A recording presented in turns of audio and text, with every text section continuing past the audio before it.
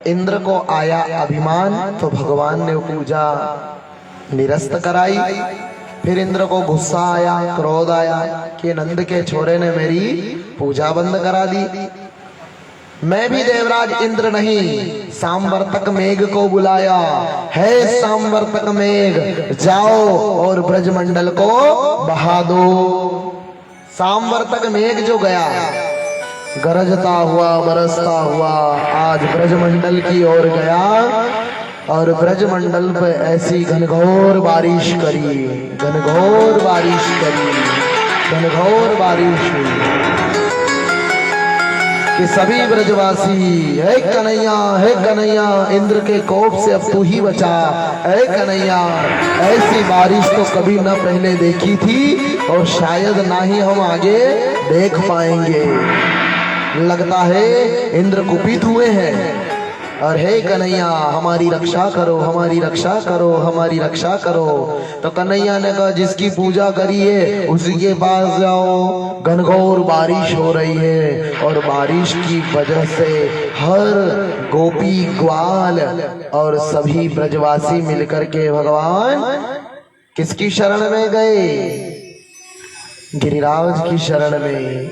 ओ तेरो सब संकट मिट जाए, हो कट जाए, तू पूजा करे गोवर्धन की। तेरो सब संकट मिट जाए, हो कट जाए, तू पूजा करे गोवर्धन की। पूजा धन मामा मिट जाए, हो कट जाए, पूजा करे गोवर्धन की। धन मामा मिट जाए, हो कट जाए, पूजा करे गोवर्धन की। मेरे तालियां जय हो।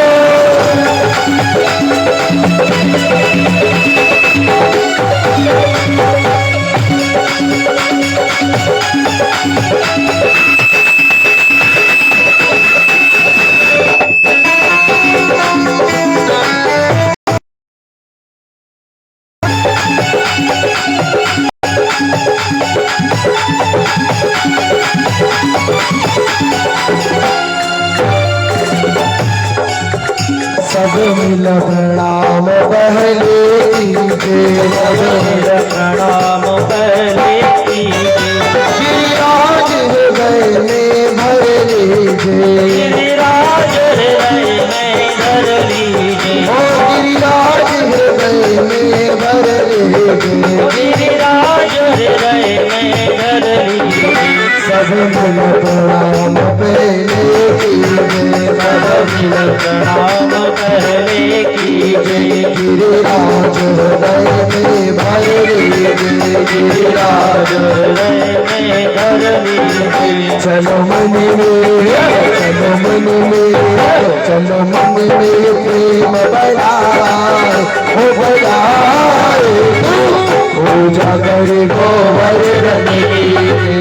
सब संकट मिट जाए, हो कट जाए, पूजा करे गोवर्धन की। हरि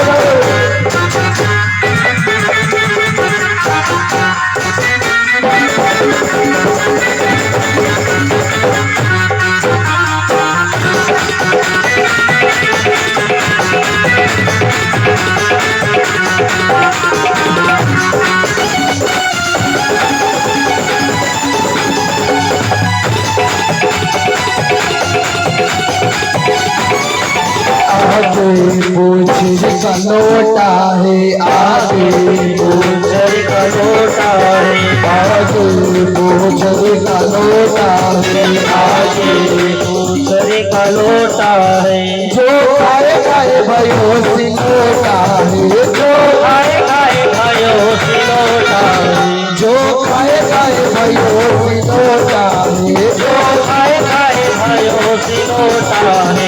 आगे पूछ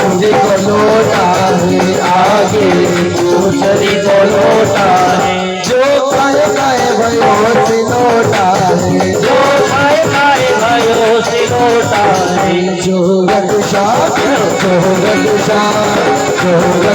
करे अपने अपने पूजा कर दो भरे बन की तेरा सब संकट मिट जाए,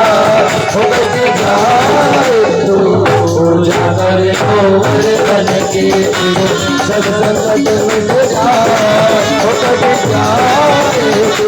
पूजा कर दो भरे बन की। बोल गिरिराज धरण भगवान की। आज गिरिराज की शरण में गए हैं और सब लोग बारिश से परेशान हो रहे हैं। गिरिराज की तलहटी पे जाकर कन्हैया ने कहा कि मेरे कन्हैया को प्रणाम करो, मेरे कन्हैया को स्तुति करो। जैसे ही सबने स्तुति करी और उस समय भगवान ने मानो जैसे बरसात के दिनों में कोई छतरी उठा लेता है, बरसात के दिनों में अपने शरीर को ढकने के लिए छतरी टांग लेता है, उस समय 7 कोस के गिरिराज को 7 साल के कन्हैया ने अपनी तर्जनी उंगली पर उठा लिया। बोल गिरिधारी भगवान की। दधारी लीलया कृष्ण छत्राकमिव बालकः, दधारी लीलया कृष्ण छत्राकमिव बालकः। अब तो ग्वाल वालों ने भी लाठियां लगा ली कि छोटो सो कन्हैया और 7 कोस को गिरिराज, 21 किलोमीटर में फैला हुआ बहुत बड़ा पर्वत, और 7 साल के कन्हैया ने उठाया है तो सबने लाठी लगाई ली। 1 दिन बीता, 2 दिन बीते, 3 दिन बीते, 4 दिन बीते, 7 दिन बीत गए। मैया यशोदा को चिंता हुई। यो कहे पूछरी वारो, लठिया को दियो सहारो। यो कहे पूछरी वारो, लठिया को दियो सहारो। रे मन भजले कृष्ण मुरारी, कन्हैया मेरो बारो। ले मन भजले कृष्ण मुरारी, कन्हैया मेरो बारो। नख पर गिरिवर लेनो धारे, कन्हैया मेरो बारो। नख पर गिरिवर लेनो धारे, कन्हैया मेरो बारो। कन्हैया मेरो बारो, नंदलाला मेरो बारो। कन्हैया मेरो बारो, नंदलाला मेरो बारो। नंद पर गिरवर लेनो धारे, कन्हैया मेरो बारो। नंद पर गिरवर लेनो धारे, कन्हैया मेरो बारो।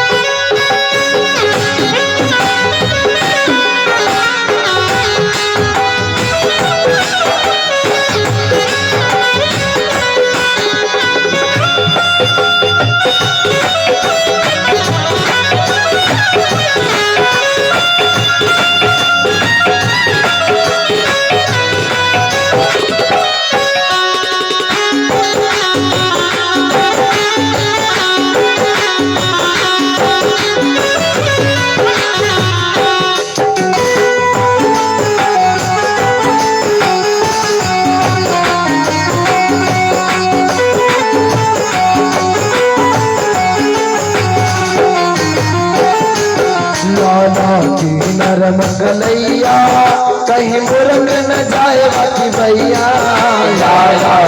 नरम कलैया कहीं मुर्ग न जाए बाकी भैया।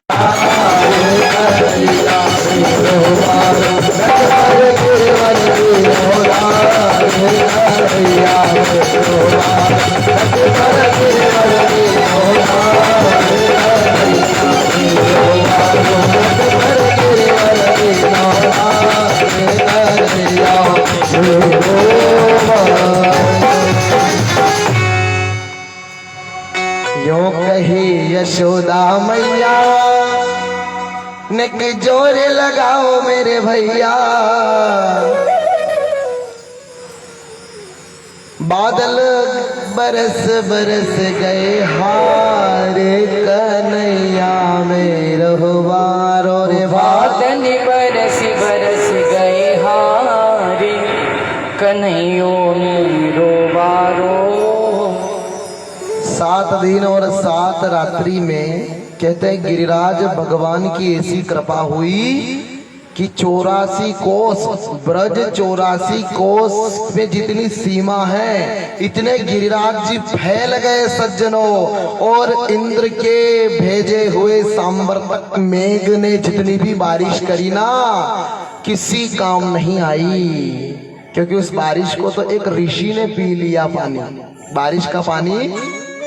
और आप जानते हो हर साल आप कथा में सुनते हो और मैं सुनाता हूँ, अगस्त ऋषि जिन्होंने राम जी के अवतार में भोजन किया माँ सीता से, 28 दिनों तक भोजन चला था।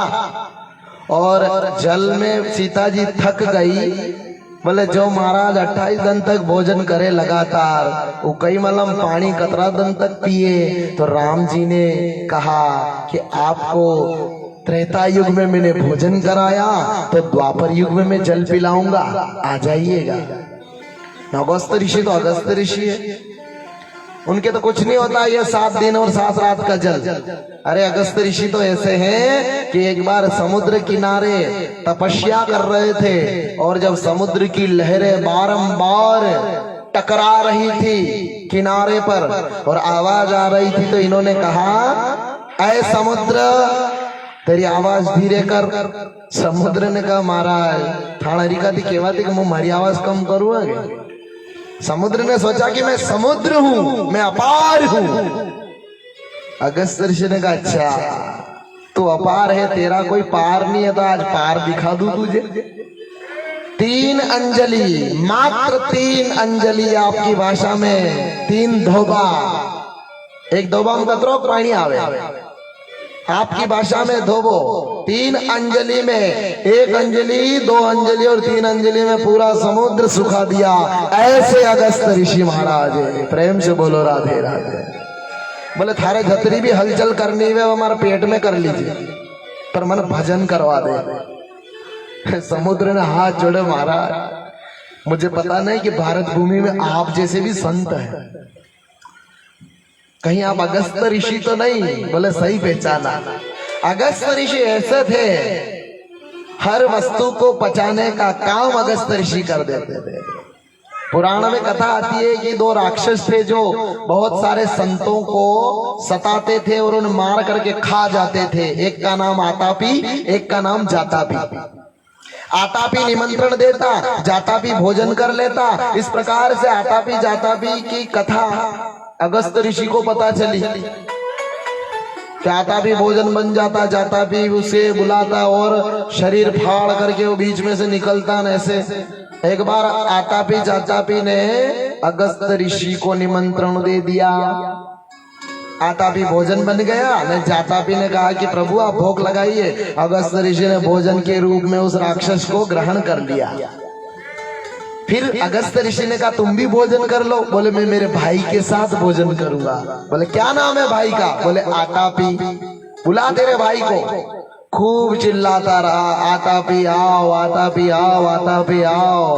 पर अगस्त ऋषि के शरीर में से एक बार कोई चला जाता है, बाद में नहीं आ पाता।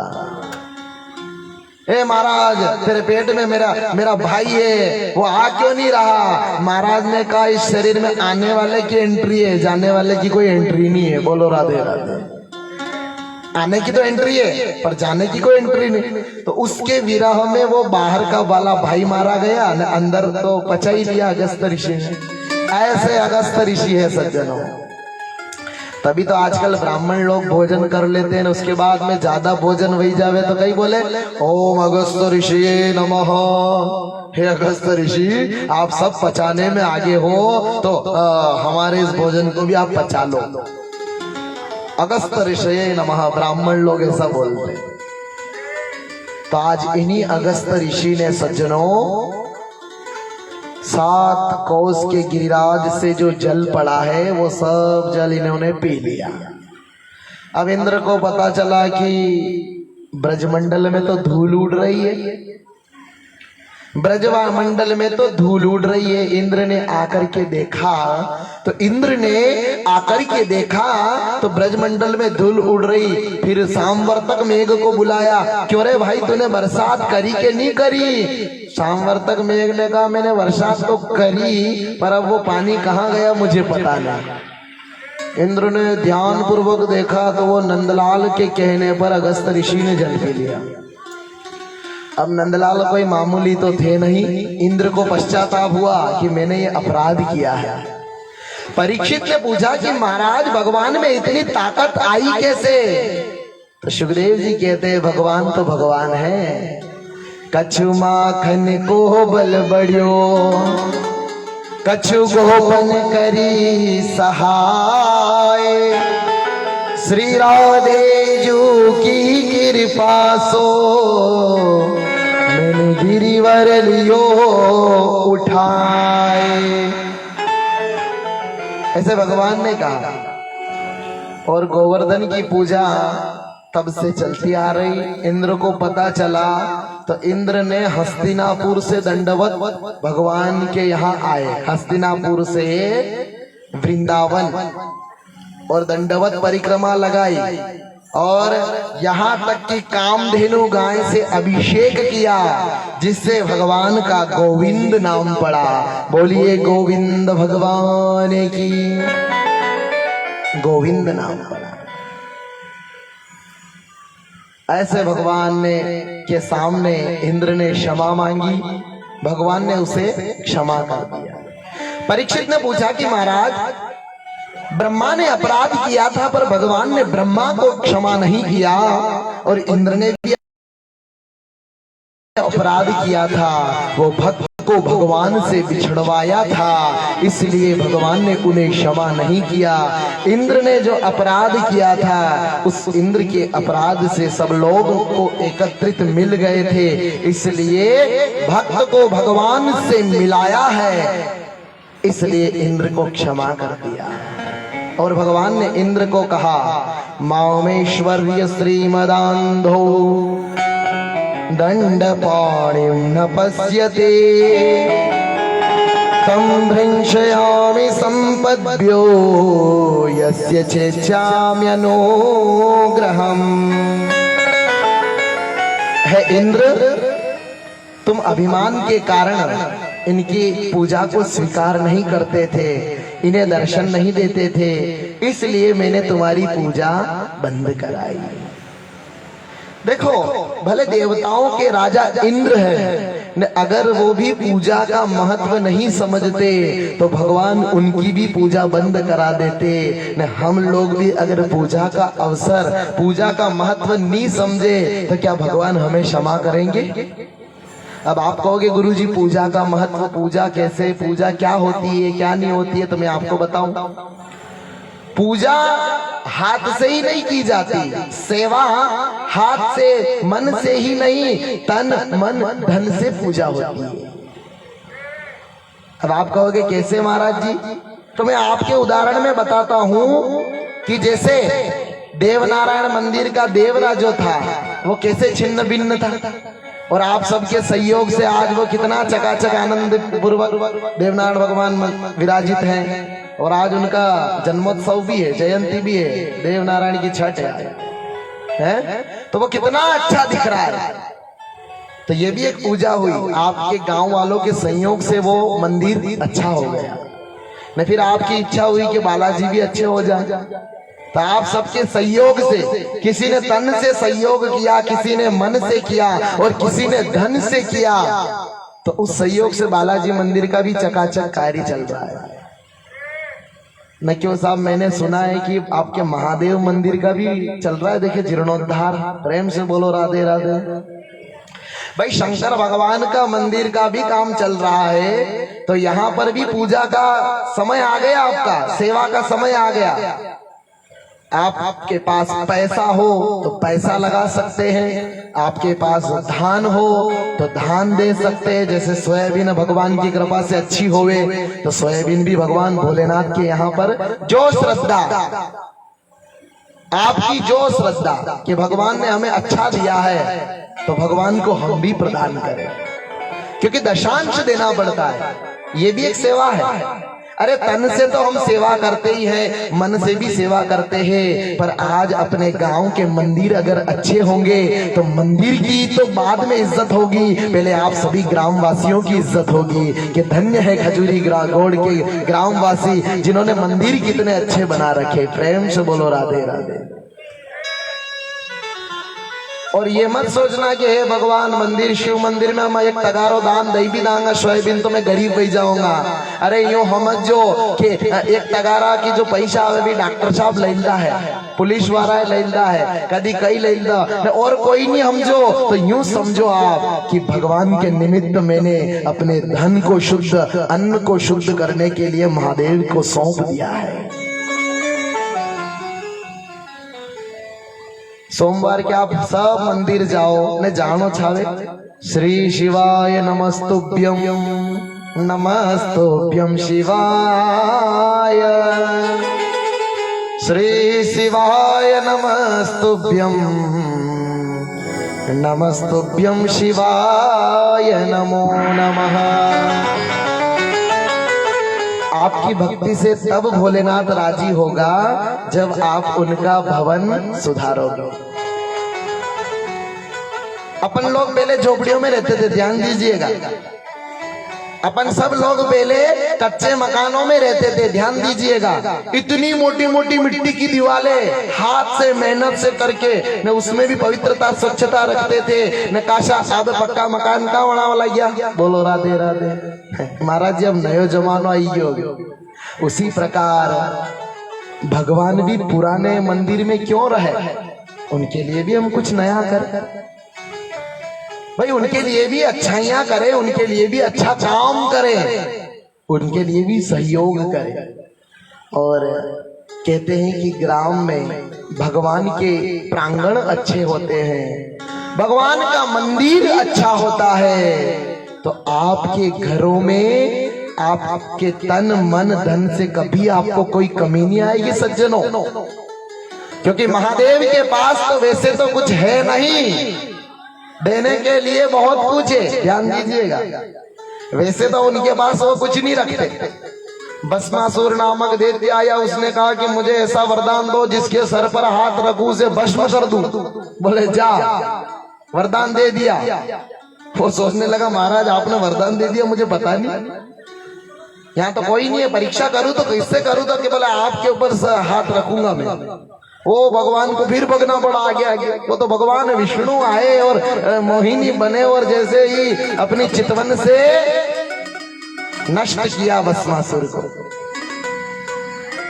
पर यहाँ भोलेनाथ का भाव तो देखो आप, देने के लिए सब कुछ दे दे दे। क्या क्या नहीं दिया तुम्हें हम क्या प्रमाण दे, क्या क्या नहीं दिया तुम्हें हम क्या प्रमाण दे, खुश हो गए हम शंभु तेरे ही दान से। आपने क्या क्या नहीं दिया, क्या क्या नहीं दिया हमें, हम क्या प्रमाण दे, खुश हो गए हैं शंभु तेरे ही दान से। जहर पिया जीवन दिया कितना उदार तू, जहर पिया जीवन दिया कितना उदार तू, कितना उदार तू, कितना उदार तू। आयो शरण तिहारे भोले तार तार तू, आयो शरण तिहारे भोले तार तार तू, आयो शरण तिहारे भोले तार तार तू, आयो शरण तिहारे भोले तार तार तू, आयो शरण तिहारे भोले तार तार तू। कैलाश निवासी कैलाश के निवास नमो बार बार हो, नमो बार बार हो। आयो शरण तिहारी बोले तार तार तो, आयो शरण तिहारी बोले तार तार तो, आयो शरण तिहारी बोले तार तार तो मैं आपसे निवेदन करूं, प्रार्थना करूं कि इस कथा से आप ये सीखें कि हमारे मंदिर नगर में, गांव में अगर जो जीर्णोद्धार में बाकी है, काम चल रहा है, तो उनको तन मन धन से हम लोग सहयोग करें। तो कौन कौन सहयोग करेगा, हाथ खड़े कीजिए। भाई महादेव का कार्य है, भगवान भोलेनाथ का कार्य है। अकाल मृत्यु को भी टालने का सामर्थ्य परमपिता परमेश्वर में होता है। तो ऐसे भगवान महादेव, माताएं बहनें हाथ खड़ा नहीं कर रही, वनाती दर पी जागे वनाए सब कहिला हाथ खड़ा, आप भी कर लो, प्रेम से बोलो राधे राधे। भाई ये परीक्षा की घड़ी है, महादेव के मंदिर की बात है, जिससे जो बने जैसा बने, अन्न धन वस्त्र जो बने जैसा बने, तन मन धन भगवान भोलेनाथ को समर्पित। और एक बात और मैं आपसे गारंटी से कहता हूं कि आप दशांश जो लगाओगे, एक साल तो क्या है, एक महीने में आपको डबल होकर के ना आपको मिल जाएंगे, ऐसे महादेव ने कहा है। प्रेम से बोलो राधे राधे। शिव महापुराण भी यही कहती है न, महादेव के भक्त भी यही कहते हैं, और संत अमलात्मा विमलात्मा भी यही कहते हैं कि जहां पर महादेव का मंदिर है, जहां महादेव स्थापित है और उनको किसी प्रकार से कोई परेशानी नहीं है, तो आप पर भी काल की गति नहीं आएगी। अब आप कहोगे काल की गति कौन सी? जैसे कोई जल में डूब कर मर जाता है, जैसे किसी को सांप काट जाता है, जैसे कोई आग में जलकर मर जाता है, जैसे किसी को बिजली का झटका लग जाता है, जैसे किसी का एक्सीडेंट हो जाता है। मतलब अधूरी मृत्यु। सज्जनों, अधूरी मृत्यु को वश में रखना और टालने का काम कालों के काल महाकाल का है। बोल महाकालेश्वर भगवान की जय हो। तो इसलिए मेरी प्रार्थना है कि आपके समस्त प्रांगण, समस्त मंदिर भगवान महादेव, देखो बालाजी महाराज अच्छे हो गए और तो और देव नारायण पर भी कृपा हो गई न, आप सबका सहयोग रहेगा तो महादेव का मंदिर भी बन जाएगा। तो एक बार भगवान भोलेनाथ का जयकारा लगाएं, बोलिए शंकर भगवान की जी हो। तो ठीक है, आप सबको जागना है, क्योंकि धर्म कथा, सत्संग, ज्ञान धार्मिक लोगों को जगाने के लिए होता है। भाई ये कथाएं आप क्यों कराते हो? कथाएं आप सबको याद है, अनुष्ठान आप सबको याद है, आपको भगवान की कथाएं सब याद है, पर जहां हम गलती कर रहे हैं या जहां हम भूल रहे हैं, चाहे मंदिर की ओर हो, चाहे हमारे आचरण में हो, तो ये सब सुधार कथावाचक ही लाते हैं। तब आपको यही करना है कि मेरे साथ में मिल करके भगवान भोलेनाथ की कृपा का अनुसरण करना है। ये भी अवसर आया है, यूं मत समझो कि आप दे रहे हो, अरे आप पर कृपा कर रहे महादेव की अवसर है। अवसर आया है हाथ में और हाथ से चला जाएगा। अभी आपके हाथ में धन है, उसे सद्मार्ग पर लगा देवे। जिसकी जो श्रद्धा। तो सज्जनों, भले ही कोई अगर अन्नदान करना चाहता हो शिव मंदिर के निमित्त, भले आप यूं भी समझो गुरुजी अगर अन्नदान हम अभी करें, इस कथा में करें, तो आप वो भी कर सकते हो। भगवान महादेव के लिए एकत्रित आप वो भी दे सकते हो, भाई शिव मंदिर के लिए हम अन्नदान दे सकते हैं। फिर अगर फसलों का है तो सोयाबीन है तो उसमें भी आप दे सकते हो, क्योंकि मंदिर सुरक्षित है तो हम सुरक्षित हैं, और हम सुरक्षित हैं तो हमारे बाल बच्चे सुरक्षित हैं। उन्हें सद्बुद्धि प्रदान करने वाले भगवान हैं। तो आज इंद्र की पूजा बंद करवाई और भगवान ने यही कहा कि जिंदगी में कभी अभिमान नहीं करना चाहिए, जिंदगी में कभी सत्ता का अभिमान न हो, कभी धन दौलत का अभिमान न हो। अगर भगवान ने हमें धन दौलत वैभव सत्ता दी है तो उसे धार्मिक कार्यों में हम लगाएं। बोल भक्त और भगवान की। इस प्रकार इंद्र पर भगवान ने कृपा करी। इंद्र को भी अनुभव हुआ, इंद्र को भी गलती का पश्चाताप हुआ। भगवान से क्षमा याचना मांग करके इंद्र चला गया। अब आगे चल करके नंद बाबा ने एकादशी का व्रत किया, 11 माता का व्रत किया। अच्छा, 11 जो होती है ना, उसका व्रत एक अलग ही विधि है। दशमी की शाम को अन्न नहीं खाना चाहिए अगर आप 11 का उपवास करते हो। दशमी की शाम को भोजन नहीं करना, एकादशी को फलाहार करना और द्वादशी को पारायण करना। प्रेम से बोलो राधे राधे। न फिर प्रदोष भी नहीं लागनो थावे, कभी कभी प्रदोष भी लग जाता है। तो ऐसे नंद बाबा ने दशमी से भूखे रहे, न 11 आ गई, न 11 को दिन भर भूखे रहे। मैं आपको बताऊं कि 11 को दन तो हम निकली जा, पर रात निकालनी बहुत बड़ी बात है। ये करवट लईरान, वे करवट लईरान, कदी दन वे न कदी भोजन भी खोला, व्रत खोला है। उनके लिए जो फलाहार नहीं करते हैं, बस जल पीते हैं। वड़ा के बात है तो रात बढ़िया निकले, जो रबड़ी भी खावे न केरा ही खावे न केले की चिप्स ही खा लेते हैं न खिचड़ी खा लेते हैं न फिर एक गिलास भर के दूध भी पी लेते हैं न दिन में हतरेदान चाय भी पी लेते हैं न। बोलो जय श्री कृष्ण। वड़ा ने कई पांगते पलटानी पड़े भाई, तो चकाचक नींद गाड़े। प्रेम से बोलो राधे राधे।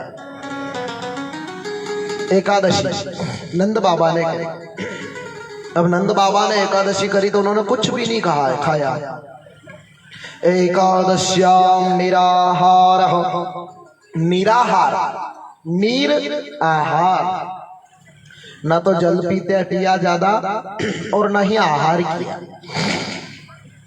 एकादशी वही सफल मानी जाती है जिस एकादशी को करने में हमें किसी प्रकार से कोई आलस्य न आए, प्रमाद नहीं आए और प्रभु का चिंतन बना रहे। प्रभु का चिंतन ध्यान दीजिएगा। न्यूनी के चिंतन वणकोवे, हे भगवान थोड़ी खिचड़ी और खाई लूं, हे भगवान थोड़े केले और खा लूं। आदमी ऐसा तो व्रत करे ही मत ही नहीं है। ऐसा व्रत करने से क्या मतलब। नंद बाबा ने दिन भर तो निकल गया ने, रात्रि में पता नहीं चला ने 4 बजे की जगह रात की 2 बजे ही उठ करके यमुना किनारे स्नान करने चले गए। कितनी बजे गए? रात की 2 बजे। और ध्यान दीजिएगा, रात की 2 बजे 12 से 3 के बीच में न तो आपको कुएं में स्नान करना है, न आपको नदी में स्नान करना है, न आपको समुद्र में स्नान करना है। मतलब जैसे रात में हम विश्राम करते हैं, ऐसे वरुण देवता भी विश्राम करते हैं रात की 12 बजे से 3 बजे के बीच में। जैसे रात के समय अगर आपको कोई आकर उठाए तो आपको उठने में कितनी तकलीफ होती है। अरे रात का समय छोड़ो, आपको अगर सुबह भी कोई जगाने आए ना, गलत तरीके से जगा दे रहे, उठ रहे, बोलो राधे राधे, यूं करके चद्दर खींचे, फिर देखो उसकी तबली चढ़ी की चढ़ी रहती है। उठी तो जो प्रेम से बोलो राधे राधे। उठावा कोई तो तरीको वे, इधर उठावो गई हवेरा हवेरा काशा आपाने तो हवेरा इधर उठावे तो अतरी तकलीफ वे ने। भगवान वरुण देवता जब सो रहे थे और रात की 12 से 3 में सीधे जाकर हम एक डुबकी लगा देते हैं, तो क्या उनको पीड़ा नहीं होती। मानो यहाँ पर वरुण देवता के साथ घटना घटी, नंद बाबा के साथ घटना घटी, और वो ये शिक्षा देना चाहते हैं कि हम भी रात में 12 से 3 के बीच में कभी भी जल देवता को परेशान न करे, अपमान न करे। फल क्या मिला? नंद बाबा चले तो गए रात की 2 बजे। उनको तो ये पता था कि 4 बज गई है, ब्रह्म मुहूर्त हो गया है, पर ब्रह्म मुहूर्त की जगह आधी रात में उन्होंने स्नान किया। आधी रात में उन्होंने स्नान किया तो वरुण देवता के दूत पहरेदार दे रहे थे, पहरा दे रहे थे। वो वरुण पास में बांध करके न वरुण लोग ले गए। अब इधर सवेरे हो गया, 7 बज गई। यशोदा मैया कहने लगी, अरे लल्ला तेरे बाबा अभी तक ना आए, क्यों नहीं आए, क्या हुआ क्या हुआ, जरा देख कर तो आ। यमुना किनारे कन्हैया जाकर देखने लगे तो वहां पर बाबा के कपड़े पड़े हैं, बाबा के वस्त्र पड़े हैं, बाबा की जूतियां पड़ी है, पर बाबा ना आए हैं। ध्यान पूर्वक देखा तो बाबा तो वरुण लोक में बंधे हुए हैं। ध्यान करके भगवान भी उस वरुण लोक में गए और वहां जाकर देखा तो वरुण देवता ने उन्हें वरुण पाश में बांध रखा है। और सब देवी देवताओं ने जैसे कन्हैया को देखा, वरुण देवता भी उस आसन से उतर कर कन्हैया को प्रणाम करने लगे। धन्य भाग हमारे कि भगवान श्याम सुंदर पधारे, धन्य भाग हमारे। श्याम सुंदर ने कहा, एक तरफ तो मेरा सम्मान कर रहे हो, ने दूसरी तरफ मेरे बाबा को वरुण पाश में बांध रखा। अरे महाराज, हमें पता नहीं थी आपके बाबा है। आए पहरेदारों, छोड़ो, भगवान के पिताजी है, भगवान के नंद बाबा है, छोड़ो इनको। और भगवान की सुंदर आरती करने लगे, पूजा करने लगे ना। नंद बाबा ने देखा कि मारो छोरो भगवान है, मुझे तो ये लोग पकड़ कर लाए, मुझे तो कोई इज्जत नहीं, मुझे तो कोई प्रार्थना नहीं, मुझे तो कोई प्रणाम नहीं। और मेरे लल्ला को देखो, मेरे लल्ला की कितनी चलती है, लगता है कि मेरा लालो यहाँ को भगवान है। आज वरुण देवता के यहाँ से छुड़ा कर लाए तो नंद बाबा ने बार बार सब ग्वाल वालों को कहा, वृंदावन में मेरो छोरो भगवान, मेरो छोरो भगवान, मेरो छोरो भगवान। मधुमंगल ने कही कि अरे बाबा, तेरो छोरो भगवान हो तो हम खेल खेल में तेरे छोरे को पटक देते हैं। अगर तेरे छोरो भगवान हो तो तेरे छोरा हमें पटकता ना, हमने उसको पटक दिया। और फिर भी नंद बाबा कहते हैं, नहीं नहीं, मेरा छोरा भगवान है, मेरो लालो भगवान है। तो मधुमंगल ने कही लाला से कि तेरे बाबा पूरे नगर में ढिंडोरा पीट रहे है कि तू भगवान है, तो जरा बता दे तेरा वैकुंठ कैसो है। कन्हैया ने कहा कि अब मेरे बाबा ने कही तो बताना पड़ेगा। चलो ब्रह्म घाट पर ले गए, डुबकी लगवाई। जैसे ही वृंदावन में ब्रह्म घाट पर डुबकी लगाई थी डुबकी ब्रह्म घाट में, निकल गए वैकुंठ नाथ में। बोले वैकुंठ नाथ भगवान की। अब वैकुंठ नाथ में जाकर के वहां तो सबसे राम राम श्याम श्याम करे, वहां कोई राम राम की भी नहीं करे। पहरेदारों ने कहा, शांत वातावरण से वैकुंठ देखो और जाओ। फिर सप्त ऋषियों ने डांटा, फिर आगे पहरेदारों ने डांटा, फिर मंत्रियों ने, मतलब कुल मिला के वैकुंठ में किसी ने इनसे राम राम की भी नहीं करी। और कोई नहीं बोला, क्यों? क्योंकि सब अपने भजन में है। श्री कृष्णम शरणम मम, श्री हरये नमः, श्री हरये नमः, श्री हरये नमः। सब अपने भजन में है। और जैसे ही कन्हैया ने, मधुमंगल ने देखी कि कन्हैया शेष 100,000 फण वाले शेष शाही नारायण के गोद में सो रहा है, जाकर के जैसे ही मधुमंगल ने कहा, अरे कन्हैया देख हम आ गए, देख हम आ गए, जैसे पास में जाना चाहा कि शेषनाग ने फुफकार लगाई। फुफकार लगाई तो सब ग्वाल बाल डर कर दैया मैया करते हुए भाग गए। कन्हैया तेरो वैकुंठ से तो अच्छो हमारो वृंदावन धाम है। भाई तेरो वैकुंठ तुझे ही मुबारक है, भाई हमारा वृंदावन धाम तो वृंदावन धाम है। आहा हा। सबने कहा कि तेरो वैकुंठ तुझे मुबारक, हमें तो हमारा वृंदावन धाम भेज दे। सभी ने वृंदावन धाम की जय जयकार लगाई। बोले वृंदावन धाम की। वृंदावन धाम को वास भलो, वृंदावन धाम को वास भलो, जहाँ पास बहे यमुना महारानी, जो जन नहाय के ध्यान धरे, वैकुंठ मिले तिनको रजधानी। वेद पुराण बखान करे और संत मुनि जिनके मन माही, यमुना यमदन दूत टारत है, भवतारती है श्री राधिका रानी, भवतारत है श्री राधिका रानी। ऐसा वृंदावन है। और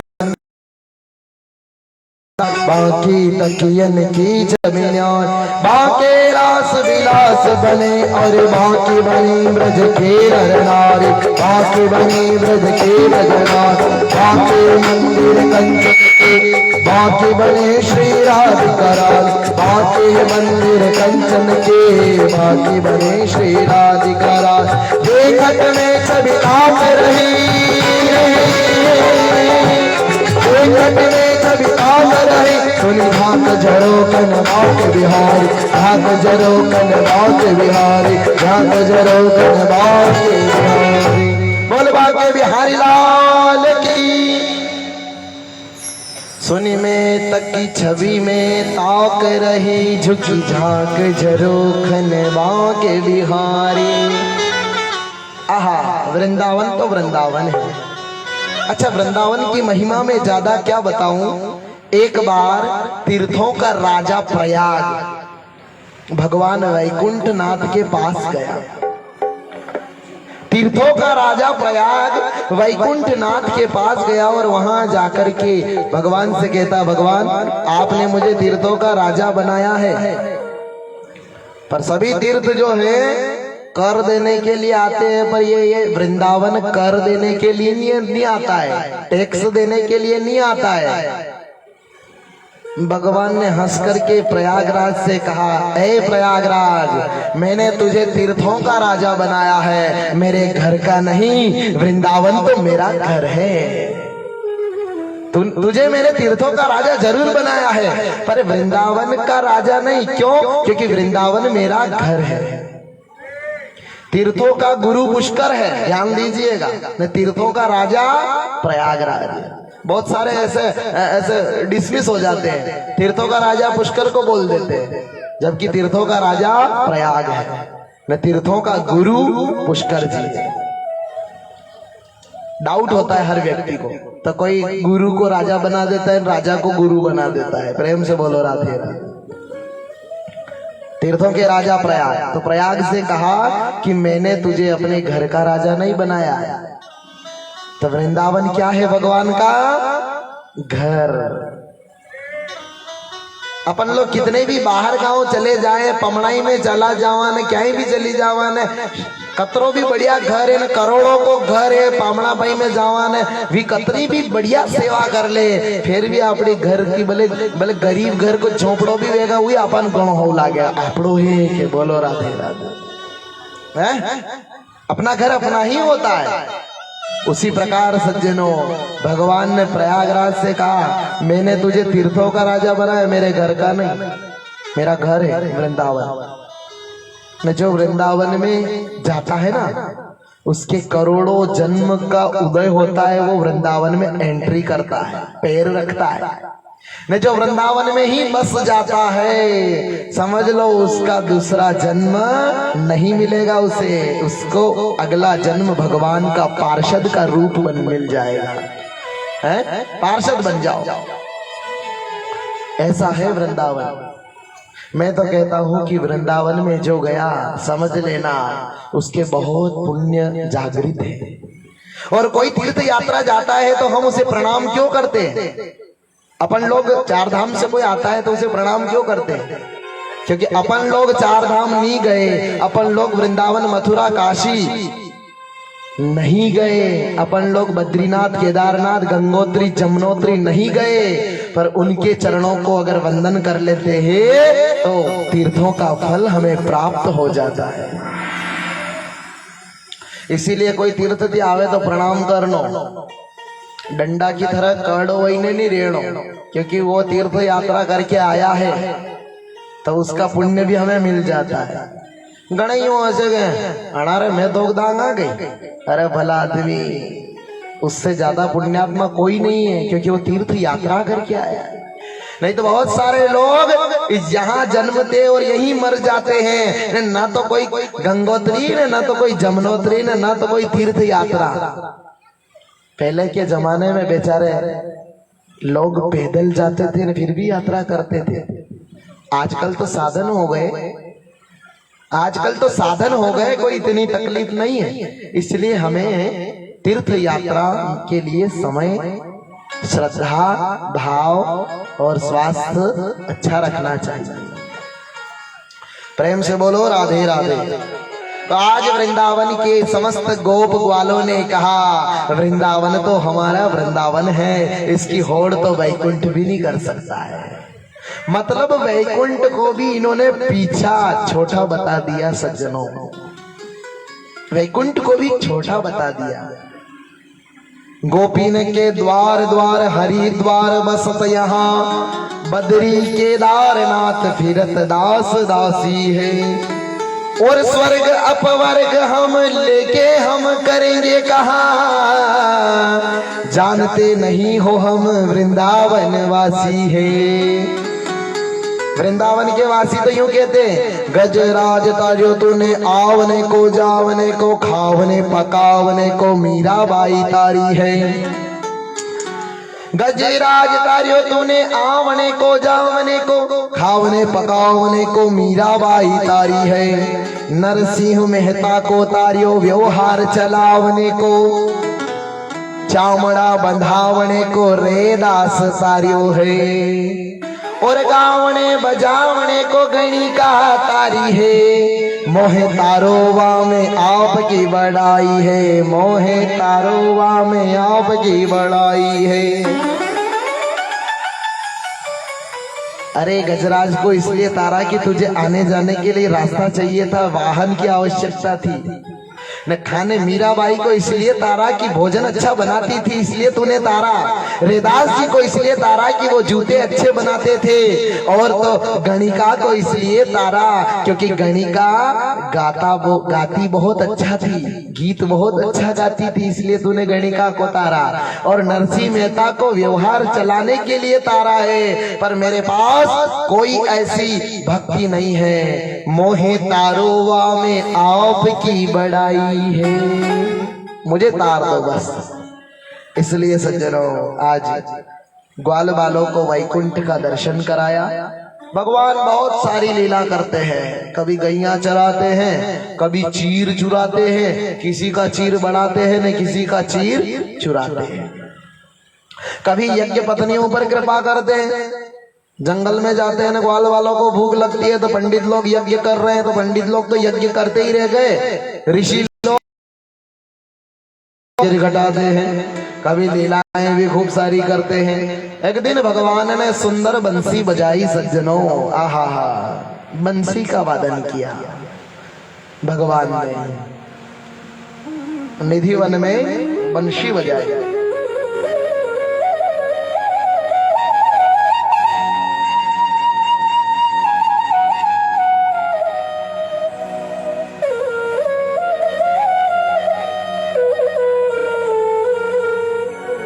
जैसे ही बंसी बजी, गाय चारा चरना भूल गई, यमुना मैया बहना भूल गई, और तो और गोवर्धन पर्वत पिघलने लगा सज्जनों। गौ माता चारा चरना भूल गई, यहां तक कि यमुना महारानी बहना भूल गई। गोवर्धन पर्वत पिघलने लगा, गौ माता जो कि चरना भूल गई। कितना सुंदर प्रसंग जिसमें गौ माता के भी आपको दर्शन हो गए हैं। अब आप कहोगे महाराज ये तो दर्शन हमें रोज ही होते हैं। प्रेम से बोलो राधे राधे। तो आप बड़े सौभाग्यशाली हो कि गौ माता का दर्शन आपको रोज होता है। नहीं तो आने वाले 100 सालों में देखिएगा, हमारी पीढ़ी दर पीढ़ी देखेगी तो गौ माता को ढूंढने पर भी गौ माता नहीं मिलेगी। ये तो हमारा धर्म प्रबल है कि आज गौ माता हमें देखने को भी मिल रही है। और धर्म को प्रबलता की ओर अगर हम ले जाएंगे और संगठन बना करके अगर हम गौ माता की, धरती की, धर्म की रक्षा करेंगे तो आगे भी देख पाएंगे। अगर हम थोड़े से ढीले हुए, थोड़ा सा अगर हमने थोड़ी सी ढील छोड़ी तो ये गौ माता का दर्शन भी नहीं होगा। तो ऐसी बंसी बजाई भगवान ने, उस बंसी से सब लोग मुग्ध हुए और मुग्ध हुए तो कामदेव भी भगवान के सामने आकर के प्रकट हो गया। कहने लगा, प्रभु आपकी बंसी ऐसी है जिसे सुनकर मुझे भी रहा नहीं गया और मैंने ब्रह्मा की तपस्या भंग करी, मैंने रुद्र शंकर की तपस्या भंग करी। अब मैं परमपिता परमेश्वर आपसे युद्ध करना चाहता हूँ। भगवान ने कहा कि युद्ध तो करेगा पर कौन सा करेगा? किले का करेगा कि मैदान का? किले का मैदान का कैसे? बोले कि किले का युद्ध करेगा तो उसमें कुछ भक्त ही होंगे मेरे, ने मैदान का करेगा तो उसमें बहुत सारे भक्त होंगे। तो बोले महाराज वो तो सब ठीक है, पर हारने वाले को क्या सजा मिलेगी? भगवान ने कहा जो हारेगा वो जीतने वाले का बेटा बनेगा। ठीक है, कामदेव और भगवान की शर्त लगी। भगवान ने कह दिया जाओ इस समय इस मुहूर्त में आ जाना, मैं बंसी बजाऊंगा। शरद पूर्णिमा की रात्रि में बहुत सारे भक्त लोग आएंगे, उस समय तू भी आ जाना। शर्त लग गई। समय बीता। थोड़े दिन बाद गोपियों ने दामोदर भगवान की पूजा करी। पूजा तो अच्छी करती थी गोपियां, पर क्या करती थी वो? जल में नग्न स्नान करती थी। तो भगवान ने उन्हें एक बार समझाया, 2 बार समझाया, 3 बार समझाया, नहीं मानी। तो भगवान ने सब चीर लेकर के, चुरा करके न कदम्ब के पेड़ पे चढ़ गए और वहां से बोलने लगे, देखो रे देखो मेरे कदम्ब के पेड़ पर कैसे कैसे फूल खिले हैं। कहीं लाल फूल खिला है, कहीं पीला खिला है, कहीं हरा खिला है, कहीं नीला खिला है। देखो रे भैया देखो। सभी गोपियां नाती नाती देखी तो अपने वस्त्र वहां पाई। प्रेम से बोलो राधे राधे। गोपियों ने कहा, ऐ कृष्ण हमारे कपड़े हमारे वस्त्र को दे दे, नहीं तो तेरी मैया से शिकायत करेंगी, और मैया से नहीं मानेगा तो राजा कंस पे शिकायत कर देगी। हैं? क्योंकि तूने मटकियां भी फोड़ता था, अब तू वस्त्र भी चुराने लगा। हम तो पहले केवल तुझे डराती थी, पहले गोपियां मटकियां फोड़ते थे, कन्हैया तो डराती थी। वो तो है काहू दिन हाथ जमाई दोगे, मत फोड़ दही की मटकी। तो है काहू दिन हाथ जमाई दोगे, मत फोड़ दही की मटकी। हाथ में काहू दिन हाथ जमाए दोगे, मत फोड़ दही की मटकी।